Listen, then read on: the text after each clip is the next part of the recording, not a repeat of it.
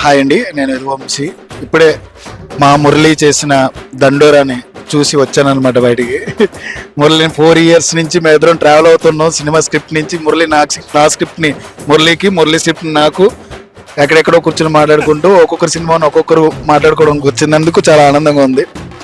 First thing, ఈ సినిమాని చూడండి అని చెప్పడం చాలా ఇబ్బందిగా ఉందన్నమాట. మంచి సినిమా ఇది, ప్లీజ్ చూడండి అని చెప్పాలనుకోవట్లేదు నేను. కంపల్సరీ చూడండి, చూడకపోతే ఏదో మిస్ అవుతారు కంపల్సరీ.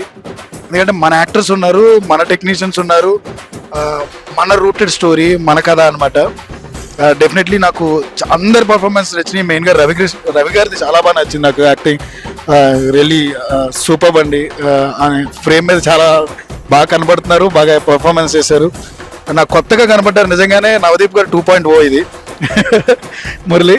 అండ్ శివాజీ గారిని నేను చూసినంతసేపు నాకు ఎందుకో చిన్నప్పటి నుంచి ఆయన చూసి ఉన్నాం కదా, ఆయనకి ఇప్పుడు కామెడీ చేసేవారు. ఈ సినిమాలో చేసిన ఎమోషన్కి నాకు కోపం అవేం కనపడలేదు. ఆయన చాలా ఎమోషనల్గా చేశారు సినిమాలో.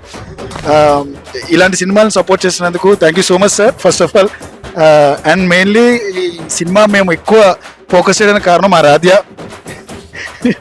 ఎక్కడి నుంచో ట్రావెల్ స్టార్ట్ అయ్యి అమ్మాయి బెంగళూరు నుంచి ఇక్కడ వరకు వచ్చి తన డబ్బింగ్ తను చెప్పుకుంటూ కష్టపడుతూ ఇక్కడ వరకు థియేటర్లో బయటకు వచ్చిన తర్వాత చాలా మంది మీడియా పర్సన్స్ కూడా నాకు కాల్ చేసి మీ రాధ్య బాగా చేసింది అంటే నాకు చాలా ప్రౌడ్గా ఉంది.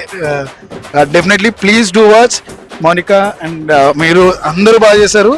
ఈ సినిమాని కంపల్సరీ మిస్ అవ్వద్దు. ఇది మన సినిమా, మన కథ, మన ఊరి కథ, మట్టి కథ. చాలా అందంగా నీట్గా చెప్పారు. Please do watch it in near by theatres. దండోరా ప్రతి చోట దండోరా అవ్వాలని మనస్ఫూర్తిగా కోరుకుంటున్నాను. Thank you so much.